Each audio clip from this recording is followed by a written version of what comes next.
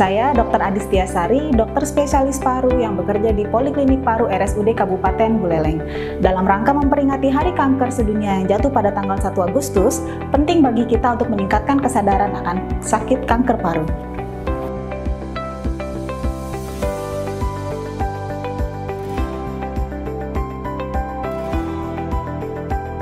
Kanker paru adalah penyakit tidak menular yang disebabkan oleh mutasi pada sel yang melapisi saluran permukaan saluran nafas sehingga sel menjadi membesar dan pertumbuhannya tidak terkendali sehingga nanti akan menyebabkan gangguan dari fungsi paru.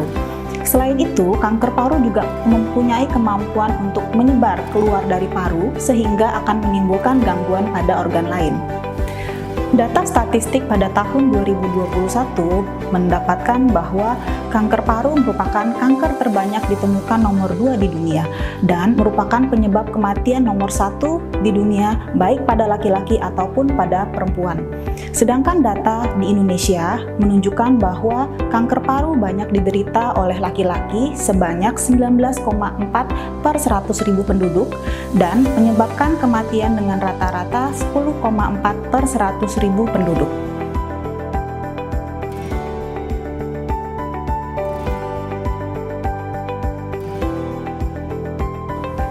Gejala kanker paru pada setiap individu berbeda-beda, tergantung dari lokasi dan ukuran dari tumor paru berada. Pada kondisi awal, ketika ukuran tumor masih kecil, kanker paru tidak menimbulkan keluhan sama sekali. Sedangkan pada kondisi lebih lanjut, ketika tumor sudah berukuran lebih besar atau sudah melakukan penyebaran ke organ lain, baru menimbulkan keluhan. Hal inilah yang menyebabkan angka kematian kanker paru tinggi karena sudah terdeteksi saat stadium lanjut. Keluhan yang paling sering ditemukan adalah batuk lama, nyeri dada, sesak nafas, serta batuk disertai bercak darah yang tidak kunjung sembuh. Sedangkan tanda yang dapat ditemukan adalah penurunan berat badan, ditemukan benjolan pada leher, disertai keluhan suara serak, sulit menelan, bengkak pada wajah, leher, dada, serta lengan.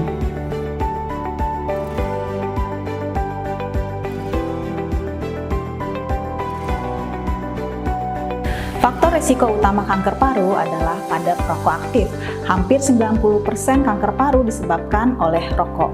Dan juga perokok pasif berisiko sebanyak 20-30% mengalami kanker paru. Selain itu, kanker paru juga akan berisiko pada usia lanjut, jenis kelamin laki-laki, riwayat kanker paru pada keluarga, pajanan polusi tinggi, pajanan radiasi, pajanan gas radon, silika, serta asbes.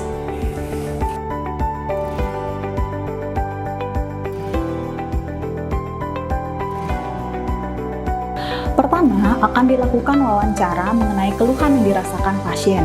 Kemudian dilakukan pemeriksaan fisik untuk mencari adakah kelainan yang didapatkan. Setelah itu, baru dilakukan foto ronsen dada dan CT scan dada untuk melihat adakah kecurigaan ke arah tumor. Bila didapatkan gambaran kecurigaan tumor, maka akan dilakukan pemeriksaan berupa pengambilan jaringan.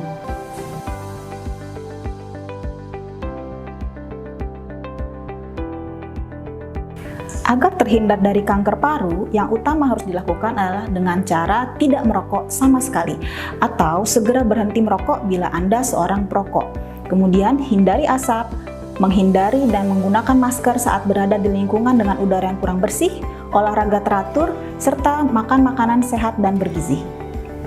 Jika Nyaman Buleleng mengalami tanda dan gejala yang seperti telah dijelaskan sebelumnya dan Anda termasuk dalam kelompok berisiko tinggi mengalami kanker paru, maka segeralah konsultasikan diri ke Poliklinik Paru RSUD Kabupaten Buleleng untuk melakukan pemeriksaan lebih lanjut. Semakin dini penyakit ditemukan, maka semakin mudah pengobatan, semakin banyak pilihan pengobatan yang dapat diberikan, serta semakin tinggi angka keberhasilan pengobatan. Sekian informasi yang saya berikan, salam sehat.